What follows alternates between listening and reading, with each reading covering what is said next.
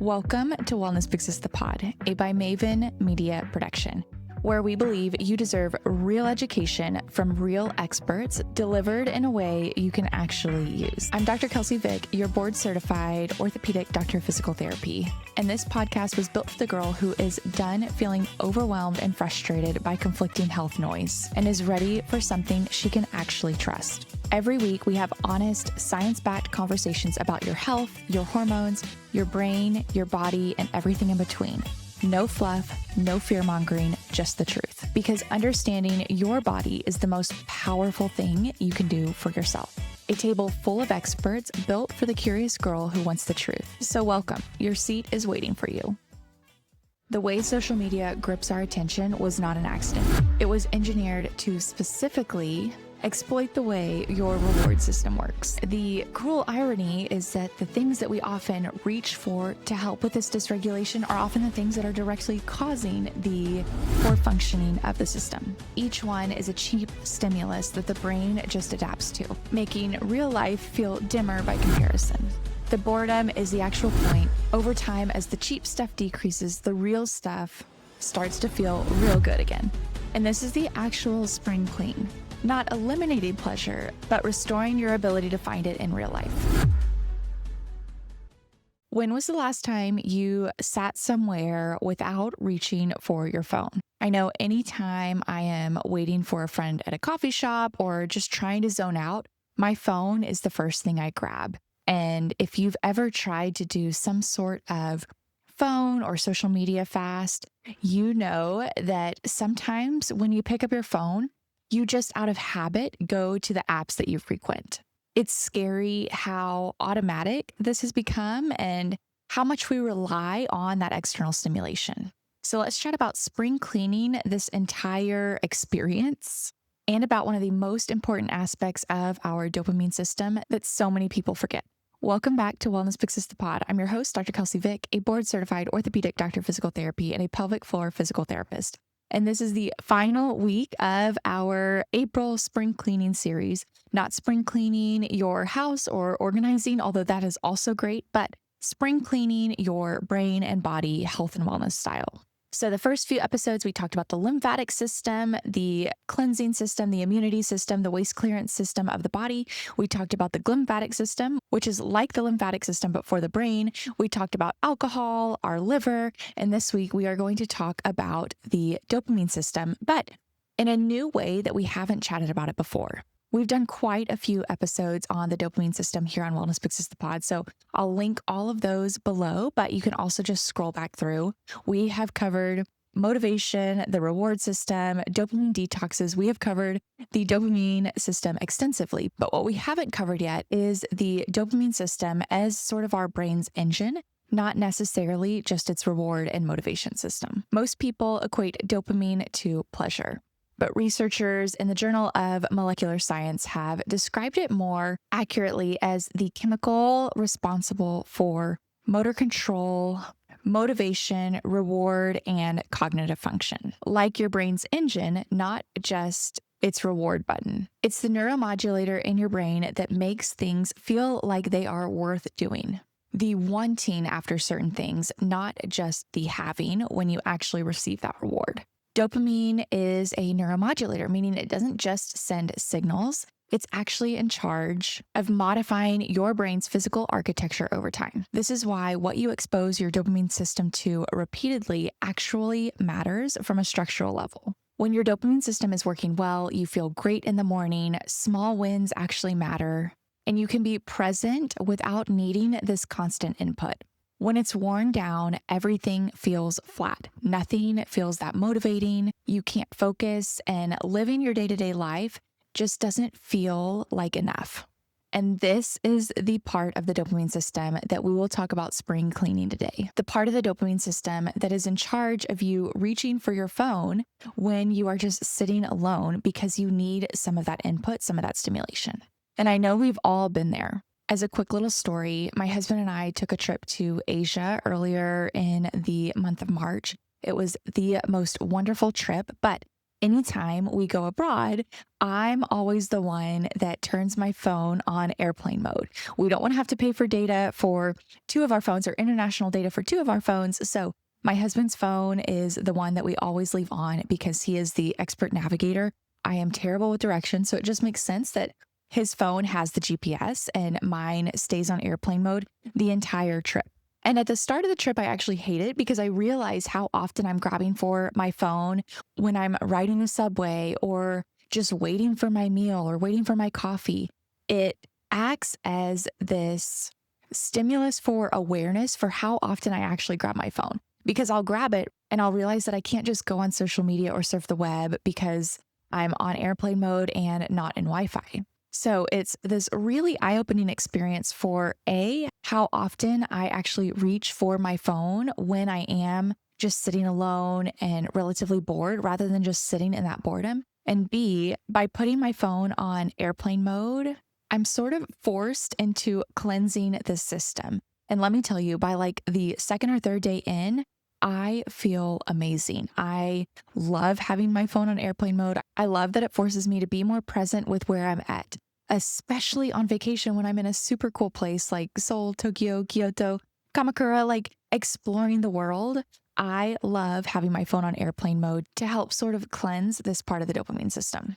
Our brains were not designed for this constant stimulation from our phones. Your dopamine system evolved for a world where rewards were spaced out and earned. If we think about ancient history, things like finding food, making friends, or doing some sort of physical activity required purposeful hard work and effort, which helped deliver a meaningful dopamine response. We actually had to work for some of those rewards that we wanted.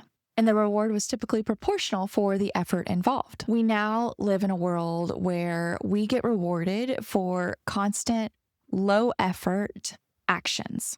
Every scroll, every like, every refresh of the page gives us more and more of that stimulation with little to no effort. Research has shown that initially, when we open one of these social media apps, that initial stimulation causes a rise in dopamine, but this constant overstimulation actually causes the opposite effect to happen, decreasing the number of dopamine receptors and making the dopamine receptors we do have less sensitive. Researchers have actually called this tolerance, the same phenomena that is shown in substance addiction, where neuroimaging and brain imaging studies have actually found measurable decreases in brain dopamine levels in people with long-term compulsive use, which is wild to think about because I can vaguely remember when my parents got a cell phone. And if they are considering that generation long-term use, and it wasn't even a social media cell phone, right? It was one of those bar cell phones with 1, 2, 3 actual buttons on it. So I can only imagine the compounding effects of what truly is long-term use when we talk about kids born into the social media generation and the cell phone generation versus long-term use as studied by adults who got their first cell phone at the age of like 25 or 30. A 2023 review found that social media actually thrives on intermittent reinforcement. If you think of a slot machine, it is that unpredictable reward placement, like randomly appearing likes or ads or aesthetic content. The intermittent nature, the randomness, the unpredictability is the actual point. Uncertain rewards create a stronger dopamine response than guaranteed ones. And we've talked about this before when we dove into the science of how the actual dopamine system works. But these uncertain, intermittent rewards placed throughout our social media is one of the reasons we can't stop checking our phone. Think of some of these design features on your social media apps. You have the infinite scroll, so you're constantly getting this low effort reward without any sort of breaking points. The pull to refresh, to actually refresh your Instagram, your TikTok, your Pinterest, that mimics pulling on a slot machine. The autoplay features on YouTube or TikTok or Instagram removes that barrier to make that decision. Do you want to continue? It says, nope, we're going to just autoplay the next one and keep your attention here. You get variable notifications. So this random, unpredictable nature of these notifications keep you engaged and wanting to come back and check more frequently. Researchers actually coined a term for all of this in 2025, and they called it dopamine scrolling, identifying it as a separate public health concern from just general internet addiction. Dopamine scrolling is characterized by active content seeking, rapid platform transferring, and of course, significant time investment. These researchers found that dopamine scrolling releases small doses of dopamine. And because the reward is variable and unpredictable, you come back over and over and over again, building up a tolerance over time, meaning you only need more and more stimulation to feel the same thing. The way social media grips our attention was not an accident. It was engineered to specifically exploit the way your reward system works. And it's not this dramatic incident. It's not this dramatic crash. It's a slow dimming, and you've probably already felt it, just like I had once I was forced into airplane mode on my phone and had to take away some of that constant need for scrolling because I didn't want to pay for international data. You might resonate with my own example, but you also might resonate with putting your phone down after a scroll and feeling somehow worse than before you actually picked it up. The book that you used to love that you now cannot read for more than 5 minutes. Eating while watching TV because eating alone with your own thoughts feels like too much and you need some sort of stimulation while you're eating a meal. Sunday afternoons that should feel peaceful and restful and zen now feel restless and empty. This low-grade, constant inability to be somewhere without reaching for your phone. This inability to just sit with yourself, sit in that boredom and sit with your thoughts, or having the experience that things that used to make you happy no longer make you feel as excited anymore. Researchers call the end stage of this anhedonia, which literally means the inability to feel pleasure. They describe it as the result of what they call an anti-reward brain state, where the dopamine circuitry has been so dysregulated by some sort of compulsive behavior that it begins producing the opposite of what the reward system is supposed to deliver. They also found that things like chronic stress and poor sleep actually feed into this dopamine system dysregulation. So it's this cyclical pattern that people can't seem to get out of. That's not only perpetuated by this low effort, consistent reward scrolling pattern or behavior, but it's also amplified by things we all probably experience at one point or another: sleep dysregulation and chronic stress. And we might all feel this way, but the cruel irony is that the things that we often reach for to help with this dysregulation are often the things that are directly causing the poor functioning of the system. The scroll, the snack, the show, they're all feeding in to this calibration issue. Not because these things are bad, but because each one is a cheap stimulus that the brain just adapts to, making real life feel dimmer by comparison.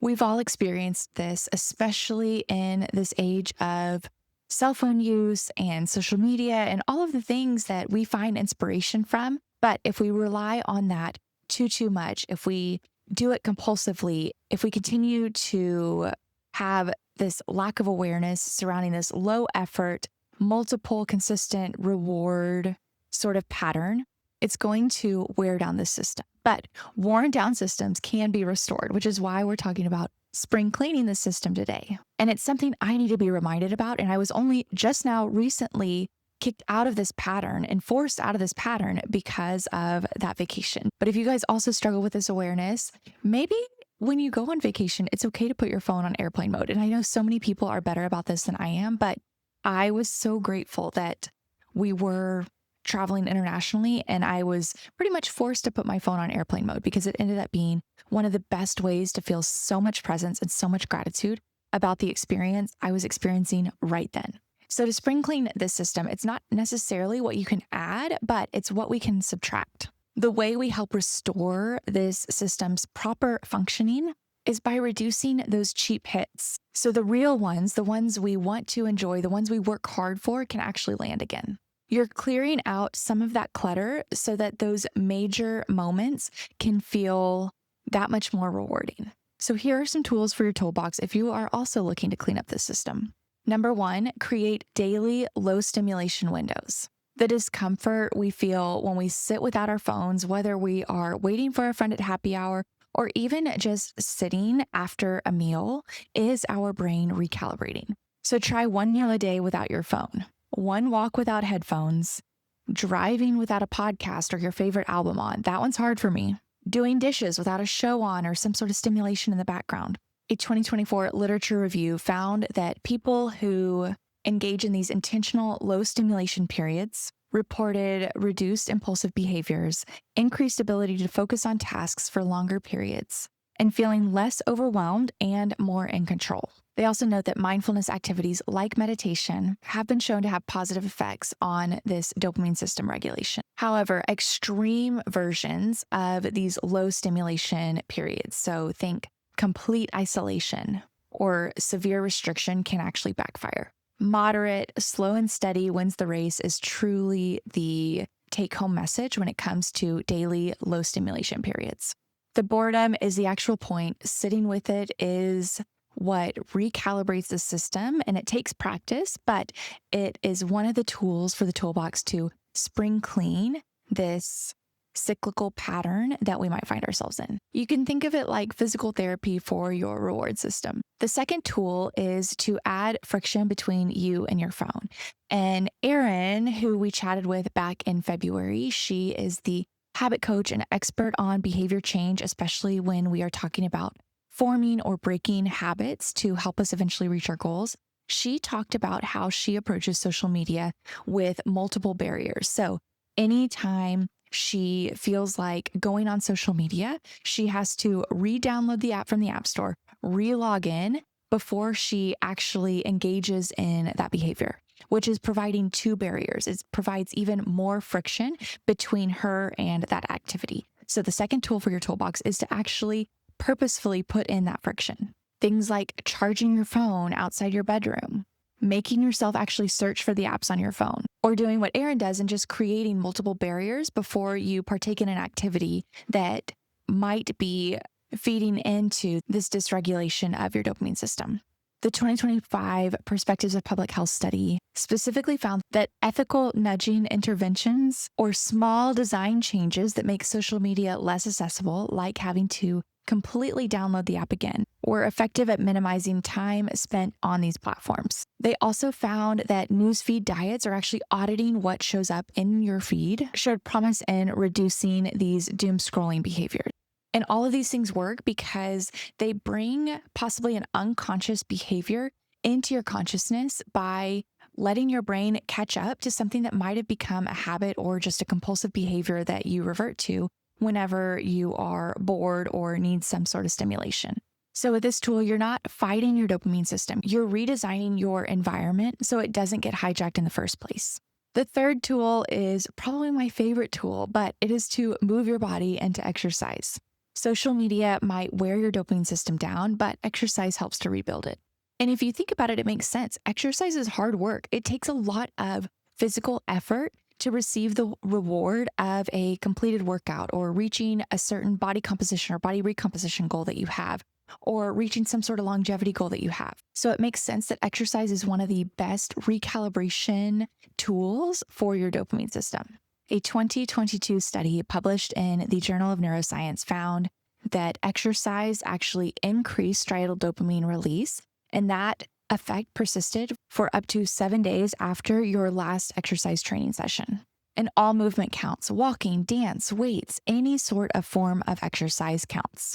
The results of exercise is an earned reward. Exercise is that hard work and effort that you have to put in to earn that reward. Your body and brain knows the difference between a cheap hit and a real one. Exercise is one of the ways to get a positive dopamine response that doesn't come at the cost of receptor downregulation. Tool number 4, one that we talked about this spring cleaning series pretty extensively, but sleep is key. You've got to protect your sleep. It's a non-negotiable. You can't possibly spring clean a system that you are actually destroying every night with poor sleep. Our dopamine circuitry is consolidated, reorganized, integrated through brain structures that control our circadian rhythms. So your dopamine system's ability to function is directly related to your sleep quality.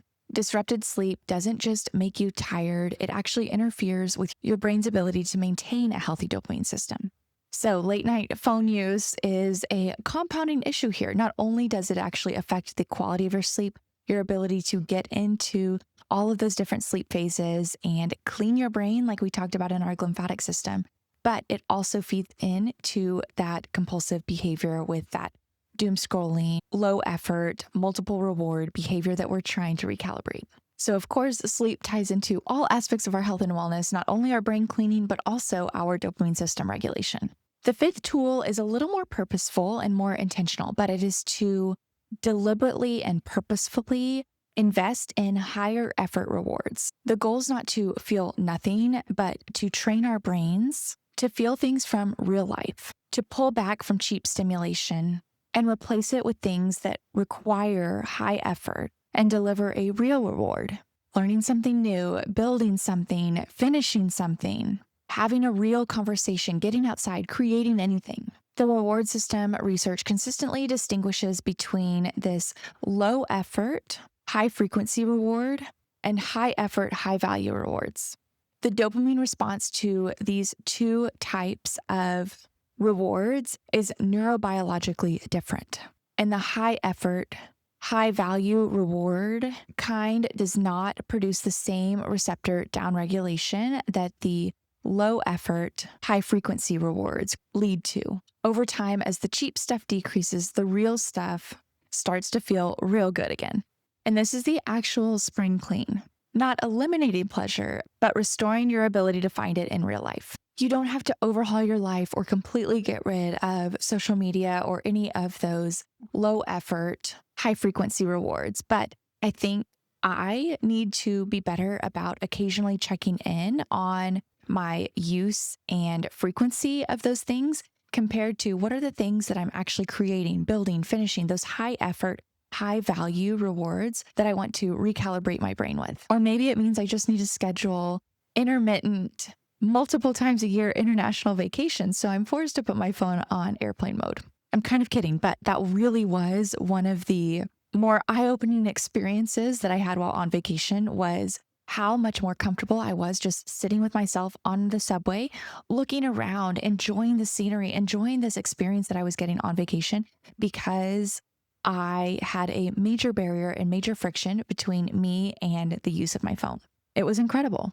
So I hope you guys enjoyed this episode. You learned a little bit of a different part of the dopamine system. Again, I'll leave all of the links to the dopamine system episodes that we've done in the past below for you guys to check out if you are interested in learning more about how it actually works and the brain mechanisms involved in our dopamine system, because it is super duper complex and we really only touch on one side of the equation. The other side is that movement quality side of it that we haven't even touched yet. But I learn so much anytime I research and pull studies about the dopamine system. And this is one take that I feel like we haven't talked about on the podcast before, but it was relatively recently in my mind after my vacation, and I figured it was perfect for the spring cleaning series.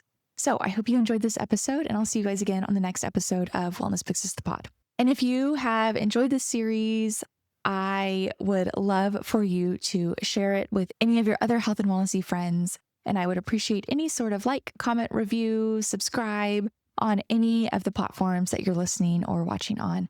I very much appreciate each and every one of you guys who tune in every week. Any new listeners that are entering our little Wellness Big Sis community for the first time, I'm grateful for you. Thank you. I love doing this. I love learning with you guys, and I hope you guys gain something from these episodes that you can apply to your own life. So thank you again for just your support, even if it is something as small as just listening to this episode on your morning commute or during your Smart Girl walk. I really appreciate it. And I feel very grateful to be a part of your routine in that way. So thank you, thank you, thank you. All right. See you next week.